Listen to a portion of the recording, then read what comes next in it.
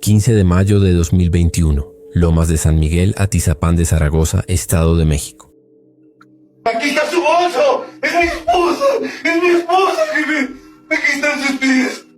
El comandante de policía Bruno Ángel Portillo irrumpe en una vivienda de la calle Margaritas. Busca desesperado a su esposa desaparecida, Reina González Amador. Lo que encuentra es una escena de pesadilla. Sobre una mesa están los restos desmembrados de Reina, de apenas 34 años y madre de 2 niñas. Alrededor, en aquella casa oscura y desordenada, aparecen pertenencias de otras mujeres. Ropa, zapatos, bolsos, maquillaje, incluso identificaciones oficiales. El horror es indescriptible. Portillo conocía al dueño de la vivienda, un vecino septuagenario, aparentemente tranquilo. Pero en ese instante descubre la verdad. Detrás de esa fachada se escondía un asesino serial. En cuestión de horas, la noticia sacude a todo el país. Ha sido capturado el monstruo de Atizapán, acusado de asesinar brutalmente a decenas de mujeres durante casi 3 décadas. ¿Qué secretos ocultaba ese hombre que todos creían amable? ¿Cómo pudo matar con tanta impunidad durante tantos años sin ser descubierto? Acompáñanos a reconstruir esta historia real de horror y misterio. El caso del monstruo de Atizapán. Andrés Filomeno Mendoza Celis nació en 1947 en Cimatlán, Oaxaca, y en su juventud se trasladó al Estado de México, donde vivió gran parte de su vida. En su colonia de Atizapán era conocido como El Chino, un hombre mayor, de trato afable que participaba activamente en asuntos vecinales. En 2015 incluso llegó a ser presidente del Consejo de Participación Ciudadana de su barrio, Lomas de San Miguel, colaborando con las autoridades municipales en labores de seguridad. Para muchos vecinos era alguien inofensivo y servicial. Ayudaba con mandados, regalaba despensas y ofrecía pequeños trabajos. Pero detrás de esa fachada respetable se ocultaba algo siniestro. Mendoza había trabajado años atrás como carnicero en un rastro de Tlalnepantla, un oficio que le dio precisión para diseccionar carne y una destreza peligrosa con los cuchillos. Nadie sospechaba que esas habilidades terminarían aplicadas con fines macabros. Con el tiempo, algunos antiguos inquilinos y vecinos recordaron señales inquietantes. Lo describían como un hombre solitario que evitaba relacionarse con otros hombres y prefería la compañía de mujeres jóvenes.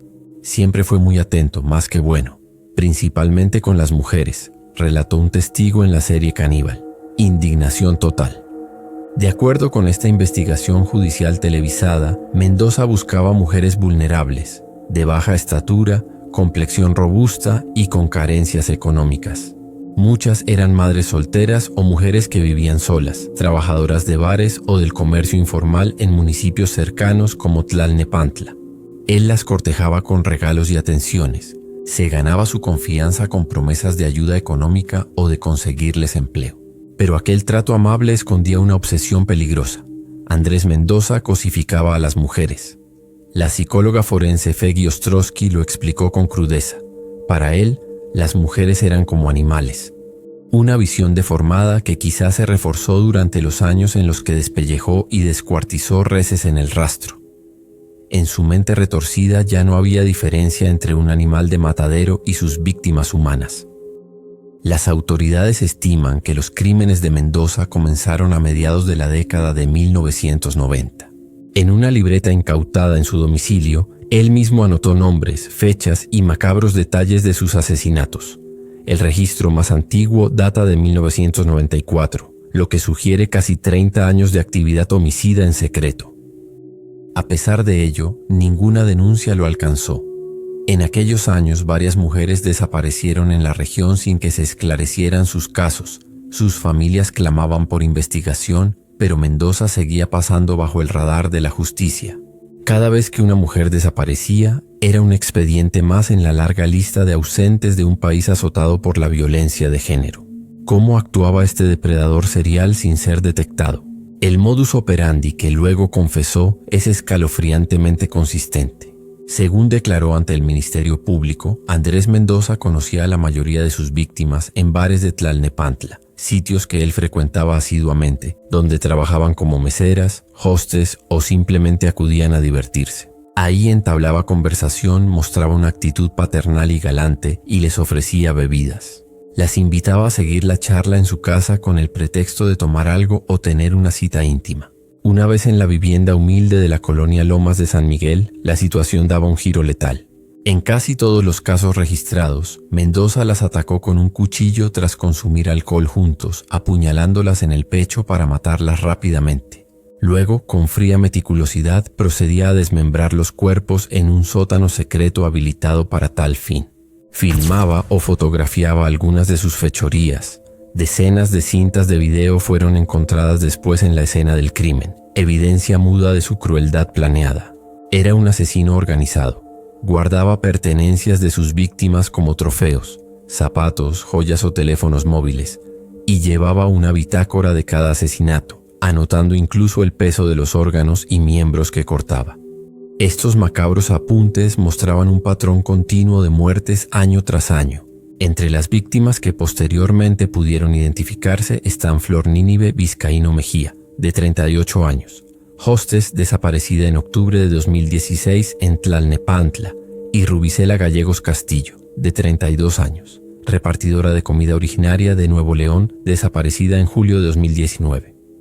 También se sospecha que figura Norma Jiménez Carreón, joven extraviada en 2011 tras salir de su trabajo en un bar de Tlalnepantla, y Berenice Sánchez Olvera, de unos 20 años, vista por última vez cuando laboraba en un bar llamado El Marinero. De otras posibles víctimas solo se conocen nombres de pila apuntados en la libreta, casos como Alin o Gardenia, mujeres a quienes Mendoza pretendió sentimentalmente y que lo rechazaron, lo que en su retorcida visión justificó acabar con sus vidas. Las elegía por bonitas, pero las mataba cuando lo rechazaban, relatan los investigadores que escucharon su confesión. Esa mezcla de deseo y resentimiento definía su impulso criminal. El móvil de sus crímenes parece haber sido una enfermiza combinación de misoginia, resentimiento y perversión. Andrés Mendoza ha admitido que tras asesinar sentía la necesidad de poseer a sus víctimas para siempre. Llevó esa idea al extremo más atroz. Desollaba los rostros de algunas mujeres y los conservaba. En su propia y escalofriante frase, refiriéndose al cadáver de Reina, llegó a declarar: «Le quité la piel del rostro porque estaba muy guapa. Quería congelar la belleza de aquellas mujeres que en vida no pudo controlar». Los peritos forenses efectivamente hallaron varios rostros desprendidos y cuero cabelludo guardados en la casa, reliquias macabras que confirmaron esta atrocidad. Aún más perturbador, practicó el canibalismo. Según su testimonio, enterraba o se comía partes de los cuerpos. De hecho, algunos testigos narraron que obsequiaba carne a vecinos y conocidos, presuntamente restos de sus víctimas que él disfrazaba como cortes de animales. Las autoridades investigaron seriamente esta posibilidad, que le valió el siniestro apodo de El Caníbal de Atizapán. Cada detalle confirmaba que durante años este hombre operó con total impunidad, aprovechando la vulnerabilidad de sus víctimas y la indiferencia institucional ante las desapariciones de mujeres. Como señalaría después un activista, mató por más de 30 años. Varios gobiernos pasaron, desaparecían mujeres y siempre era el mismo patrón de no buscar. A pesar de sus numerosos crímenes previos, Andrés Mendoza nunca había estado en la mira de la justicia. Todo cambió en mayo de 2021, cuando fijó su atención en alguien que no debía: su vecina Reina González Amador. Reina tenía 34 años, era comerciante, tenía un pequeño local de venta y reparación de celulares, estaba casada y tenía 2 hijas pequeñas. Mendoza la conocía del barrio y había logrado caerle en gracia ofreciéndole ayuda. Solía llevarle teléfonos descompuestos para arreglar y se ofrecía a acompañarla en mandados, construyendo así una amistad aparente. Reina confiaba en él, lo consideraba casi un abuelo amable y hasta lo invitaba a sus fiestas familiares. Pero Andrés Mendoza albergaba segundas intenciones. Estaba obsesionado con Reina. El 14 de mayo de 2021, Reina salió de casa antes del amanecer para una tarea rutinaria. Debía reabastecer su tienda con insumos. A las 5 de la mañana se despidió de su esposo Bruno, diciéndole que iría al centro de la Ciudad de México a comprar refacciones de celular. Quedaron de verse más tarde, pero antes ella pasaría a casa de don Andrés, como le llamaban, quien se había ofrecido a acompañarla al mercado de mayoreo. Reina y Mendoza efectivamente fueron juntos a comprar mercancía ese día y regresaron a Atizapán alrededor del mediodía.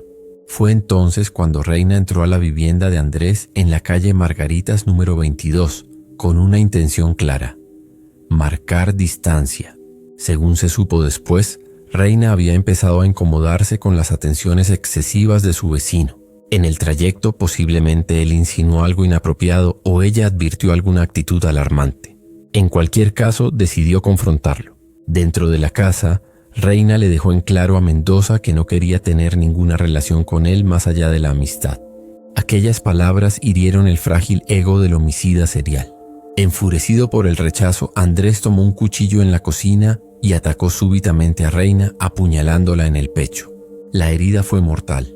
Con una frialdad espantosa, el asesino procedió a desmembrar el cuerpo de la mujer que hasta ese día lo había tratado con compasión. Partes del cadáver fueron enterradas en el sótano de la vivienda, bajo el piso de cemento, mientras otras las dejó sobre la mesa, tal vez interrumpido en su labor macabra. Andrés Mendoza había consumado otro feminicidio. Esta sería su última víctima, pero por primera vez había dejado un cabo suelto. La víctima tenía a alguien que la buscaría incansablemente. Esa misma tarde del 14 de mayo, Bruno Portillo supo que algo andaba mal cuando Reina no volvió a casa. Como jefe policíaco, activó contactos y buscó indicios de inmediato. Reportó la desaparición y comenzó investigaciones por su cuenta, movido por el amor y la desesperación. Revisó las cámaras de seguridad pública de la zona y logró rastrear el recorrido de su esposa. En las imágenes vio a Reina entrando a la calle de la casa de Mendoza y ya no saliendo. También logró ubicar la señal del teléfono celular de Reina, que apuntaba a las cercanías de la vivienda del vecino de confianza.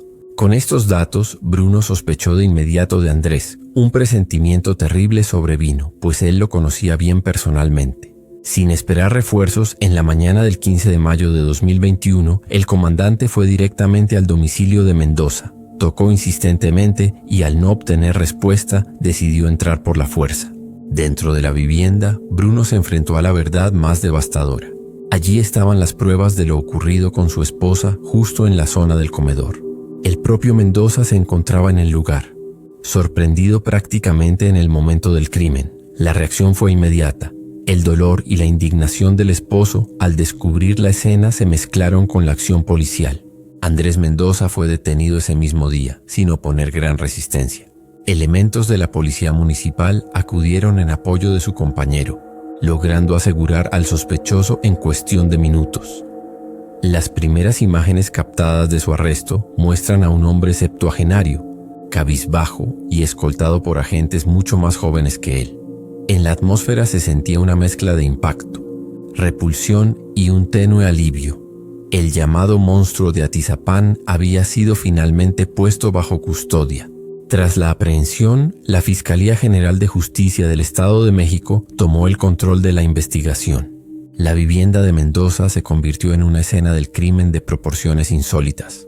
Agentes ministeriales, peritos forenses, antropólogos, arqueólogos, genetistas y hasta binomios caninos llegaron al lugar para realizar una búsqueda exhaustiva. La casa, un espacio modesto, lleno de trastos viejos y basura acumulada, fue sellada y cateada palmo a palmo durante semanas. De inmediato salieron a la luz más horrores: credenciales de elector de mujeres desaparecidas, joyería y celulares ajenos, libretas con listas de nombres, 28 cintas de video y 25 casetes con grabaciones siniestras. En una habitación se descubrió un cuarto secreto bajo el piso, una especie de sótano clandestino donde hallaron cuchillos, sierras y manchas de sangre seca. Entre los montones de objetos se identificaron prendas femeninas, vestidos, blusas, zapatos de tallas variadas. También, para espanto de los presentes, fragmentos óseos humanos enterrados en diferentes puntos de la propiedad. Conforme removían tierra y escombros, iban apareciendo huesos, primero unas cuantas piezas, luego decenas. Cada nuevo hallazgo confirmaba que no se trataba de un solo asesinato, sino de muchos. De hecho, en el sótano estaba semioculto un costal con restos pertenecientes a Reina, pero también huesos más antiguos que no correspondían a ella. El hallazgo macabro superó cualquier expectativa. Para junio de 2021, tras excavar patios y habitaciones, se habían recuperado 3.787 restos óseos. Un año después, Tras demoler partes de la vivienda y excavar a profundidad, la cifra aumentó a 4.600 fragmentos analizados, correspondientes, según los peritajes, a por lo menos 19 víctimas. 17 mujeres, un hombre y un menor de edad. Aquella tranquila casa de vecindad se reveló como una auténtica fosa clandestina donde un asesino serial ocultó sus crímenes durante años. El horror de Atizapán fue tema de titulares nacionales e internacionales. La indignación pública creció al saberse que el detenido podría ser el peor feminicida serial en la historia documentada de México. Es el caso más dramático, más impactante, de un feminicida serial con la mayor cantidad de víctimas que hayamos visto, declaró consternado el fiscal estatal Alejandro Gómez Sánchez. El perfil de Mendoza desconcertaba a todos. ¿Cómo un anciano de 72 años pudo asesinar sistemáticamente a tantas personas sin levantar sospechas? Vecinos brindaron testimonios encontrados. Unos afirmaron que Mendoza resentía profundamente a las mujeres jóvenes que lo despreciaban. Habría confesado sentirse humillado cuando alguna chica lo ignoraba en el barrio. Ese desprecio alimentaba su odio. Otros, en cambio, se mostraban incrédulos, describiéndolo como un señor tranquilo que no molestaba a nadie. Pero las pruebas eran incontrovertibles. En su primera comparecencia ante las autoridades, Andrés Mendoza no negó nada. Con frialdad declaró: Lo que sucedió y ya.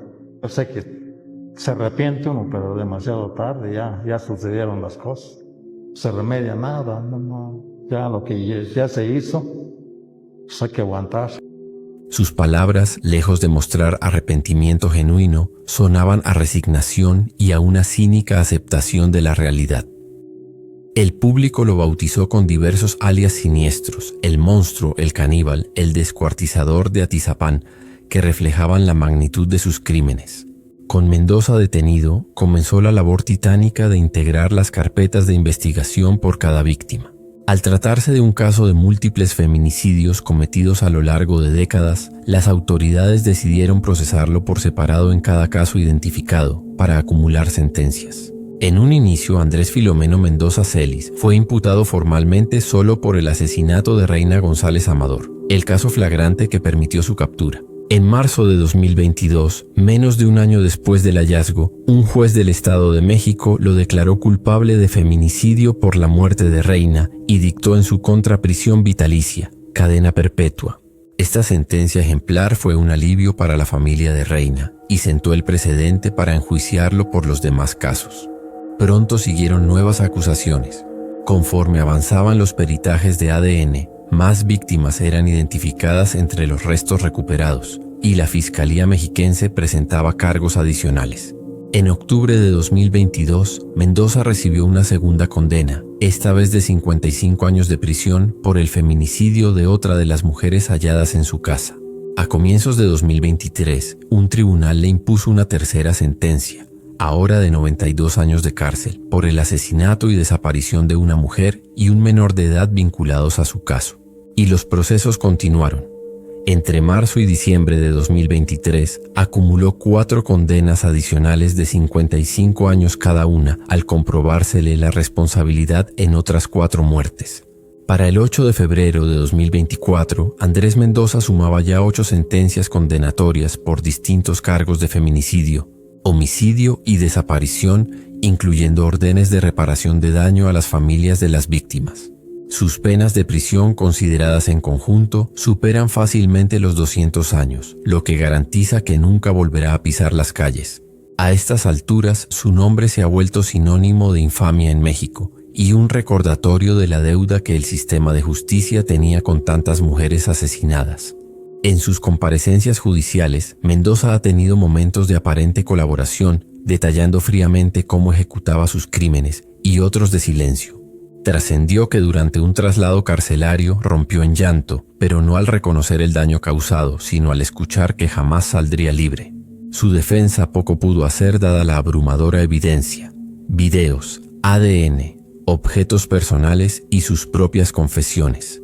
Por seguridad fue recluido en el penal de máxima seguridad de Tenango del Valle, separado del resto de internos, pues incluso dentro del mundo criminal los asesinos seriales de mujeres suelen ser blanco de agresiones. Con el paso del tiempo, este anciano homicida ha visto deteriorarse su salud tras las rejas. En agosto de 2025, a los 77 años, Andrés Filomeno Mendoza fue hospitalizado de urgencia por una grave neumonía agravada por su diabetes crónica. Su pronóstico médico es reservado. Custodiado en un pabellón penitenciario sin un solo familiar que lo visite, pues sus parientes lo abandonaron por completo tras conocer sus crímenes. El llamado monstruo de Atizapán enfrenta el ocaso de su vida en la soledad de una cama de hospital, pagando hasta su último aliento por los delitos indescriptibles que cometió. El caso del monstruo de Atizapán ha dejado una profunda cicatriz en la memoria colectiva de México. No se trata solo de la horrenda cifra de víctimas, al menos 19 vidas arrebatadas, posiblemente muchas más, ni de la crueldad inimaginable con que actuó su responsable. Este caso pone en evidencia fallas sistémicas. Fueron casi 30 años de asesinatos en serie antes de que una coincidencia fatídica sacara la verdad a la luz. Las familias de mujeres desaparecidas en la zona durante años se preguntan cómo fue que las autoridades nunca conectaron las pistas. ¿Y por qué tuvo que ser el esfuerzo personal de un esposo el que finalmente detuviera al asesino? ¿Cómo pudo un criminal operar durante tanto tiempo bajo una apariencia de normalidad, ganándose la confianza de vecinos y autoridades, sin levantar sospechas hasta el último momento? La impunidad y el silencio que rodearon sus crímenes durante décadas invitan a reflexionar sobre las omisiones en la búsqueda de personas desaparecidas y la falta de seguimiento a patrones de feminicidio serial. Hoy Andrés Mendoza morirá en prisión, pero las preguntas persisten. ¿Habría sido posible salvar vidas si las desapariciones de mujeres en Atizapán y municipios vecinos se hubieran investigado con mayor rigor y empatía desde un principio? La captura del monstruo de Atizapán, por fortuita que haya sido, marca un antes y un después. Evidenció la urgencia de mejorar los protocolos de búsqueda, de atender las alertas de violencia de género y de no descartar ninguna denuncia por más insignificante que parezca.